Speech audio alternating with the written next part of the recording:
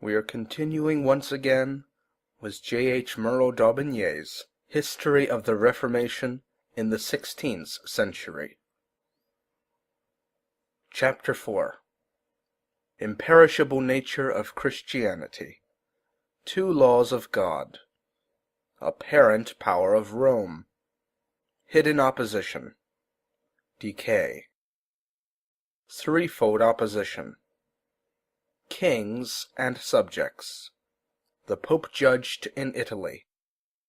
Discoveries by Kings and Subjects. Frederick the Wise. His moderation.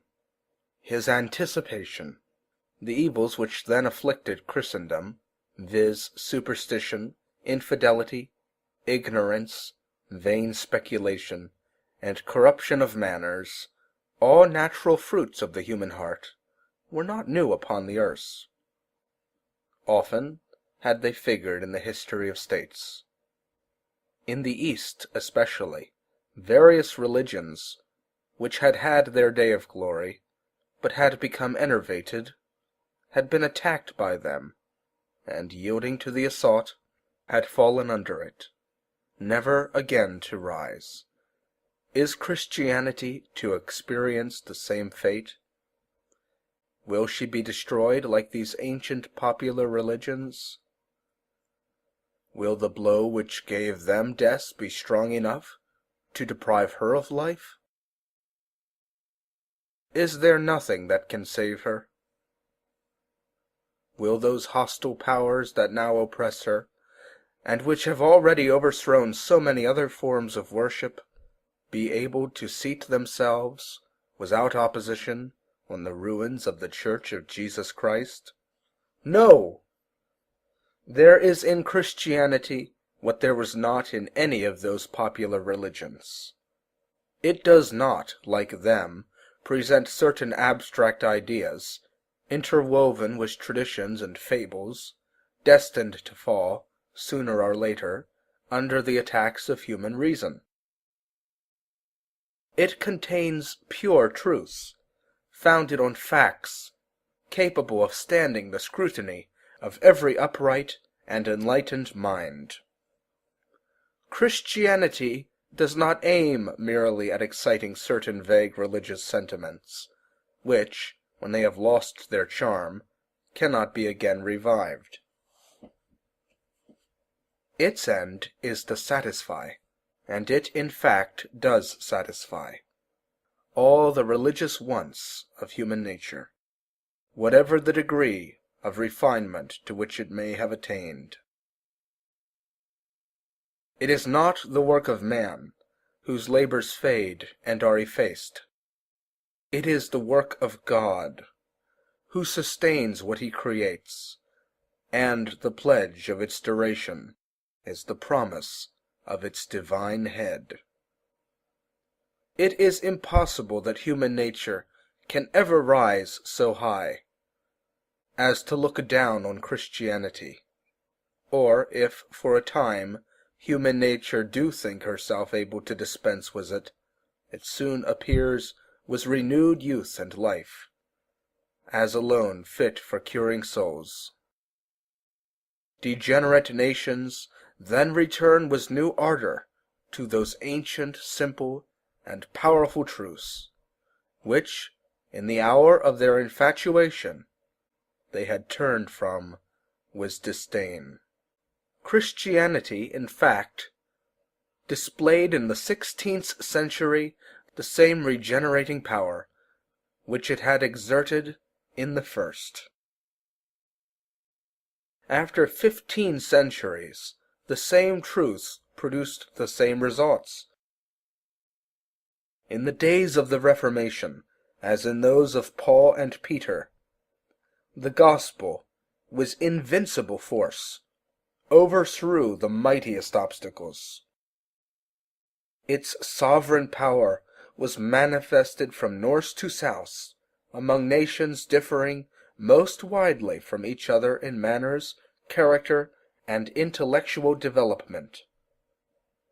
Then, as in the days of Stephen and James, it lighted up the fire of enthusiasm, and devotedness in nations which seemed almost extinguished, and exalted them even to the height of martyrdom. How was this revival of the Church and of the world accomplished? The observer might then have seen the operation of two laws by which God governs the world at all times. First, as he has ages to act in, he begins his preparations leisurely, and long before the event which he designs to accomplish.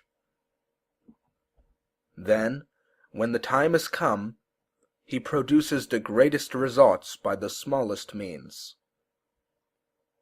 It is thus he acts in nature and in history. When he wishes an immense tree to grow, he deposits a little grain in the earth, and when he wishes to renew his church, he employs the humblest instrument to accomplish what emperors and all the learned and eminent in the church were unable to perform.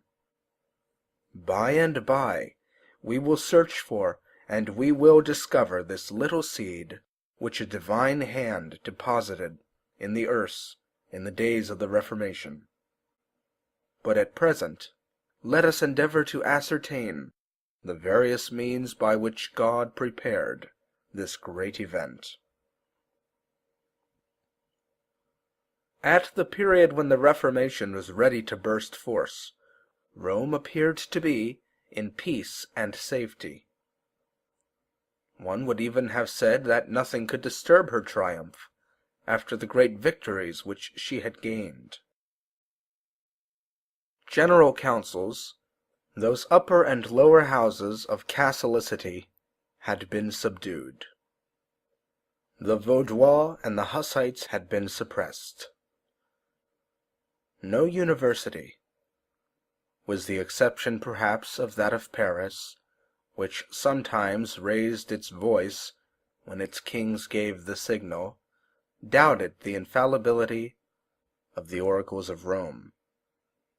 Each seemed to have accepted his allotted share in her power. The higher clergy deemed it better to give a distant chief the 10th part of their revenues, and quietly consume the other 9, than to hazard all for an independence which would cost much and yield little. The lower clergy, decoyed by the perspective of rich benefices, which ambition made them fancy and discover in the distance, were willing, by a little slavery, to realize the flattering hopes which they entertained. Besides, they were almost everywhere so oppressed by the chiefs of the hierarchy that they could scarcely struggle under their powerful grasp. Far less rise boldly and hold up their heads. The people knelt before the Roman altar, and kings themselves, though they began in secret to despise the Bishop of Rome, durst not venture to attack his power with a hand which the age would have deemed sacrilegious. But opposition, if it seemed externally to have slackened, or even ceased, when the Reformation burst forth, had more inward strength. A nearer view of the edifice would disclose to us more than one symptom which presaged its downfall.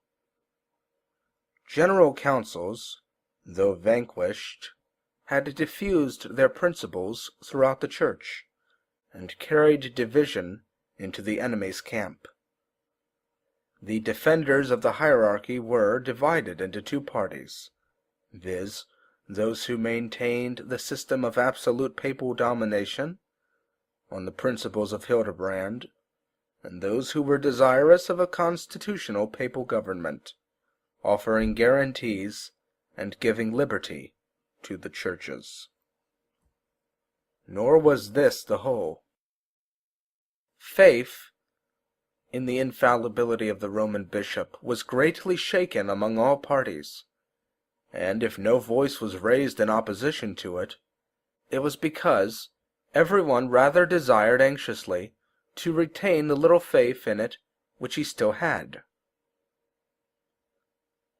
The least shock was dreaded, because it might overturn the edifice Christendom held in its breast, but it was to prevent a disaster by which its own existence might have been endangered.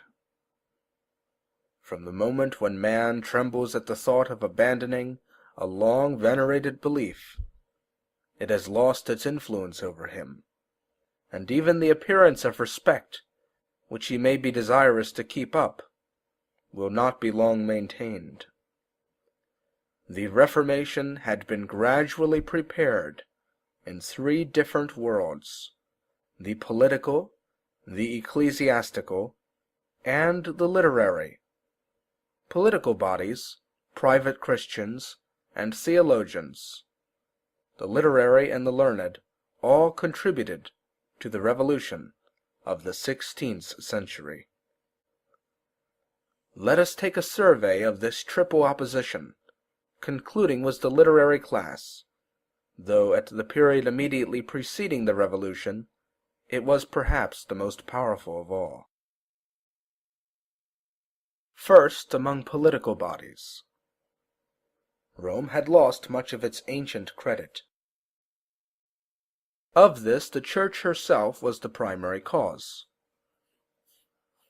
For, properly speaking, it was not the errors and superstitions which she had introduced into Christianity that gave the fatal blow.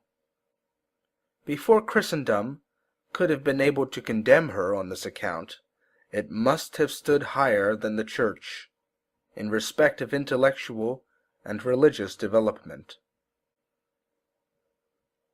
But there was a class of things which the laity well understood, and it was by these they judged the Church. She had become of the Ursi, the sacerdotal empire, which tyrannized over the nations, existed solely by the illusions of its subjects, and having a halo for its crown, had forgotten its nature, and left heaven, with his spears of light and glory, to plunge into the vulgar interests of burghers and princes. Though representing those who are born of the Spirit, the priests had exchanged the Spirit for the flesh. They had abandoned the treasures of knowledge, and the spiritual power of the Word for the brute force and tinkling of the age. The thing happened naturally enough. At first the Church pretended that her object was to defend spiritual order, but in order to protect it from the opposition and assaults of the people, she had resorted to earthly means, to vulgar weapons, which a false prudence had induced her to take up. When the Church had once begun to handle such weapons, her spirituality was at an end. Her arm could not become temporal without rendering her heart temporal also. The appearance presented soon became the reverse of what it had been at the outset. At first, she had thought proper to employ the earth in defending heaven. Now she employed heaven to defend the earth. Theocratic forms became in her hands merely a mean of accomplishing worldly interests. The offerings which the people laid at the feet of the sovereign pontiff of Christendom were expended in maintaining the luxury of his court and the soldiers of his armies. His spiritual power served him as a ladder on which to climb, and then put the kings and nations of the earth under his feet. The charm broke, and the power of the Church was lost as soon as the men of the world could say, "She has become as one of us." The great were the first to examine the titles of this imaginary power. This examination might, perhaps, have been sufficient to overthrow Rome, but, happily for her, The education of princes was everywhere in the hands of her adepts. These inspired their august pupils with sentiments of veneration for the Roman pontiff. The rulers of the people grew up within the sanctuary, and princes of ordinary capacity could never entirely quit it. Several even had no other ambition than to be found in it at the hour of death. They preferred to die under a cassock rather than a crown. Italy, that apple of discord in Europe, perhaps contributed most to open the eyes of kings. Having occasion to communicate with popes on matters which concerned the temporal prince of the states of the Church, and not the bishop of bishops, they were greatly astonished when they saw them ready to sacrifice rights which appertained to the pontiff, in order to secure certain advantages to the prince. They discovered that these pretended organs of truce had recourse to all the petty wiles of politics, to deceit, dissimulation, and perjury. Then at length the bandage which education had tied upon the eyes of princes fell off.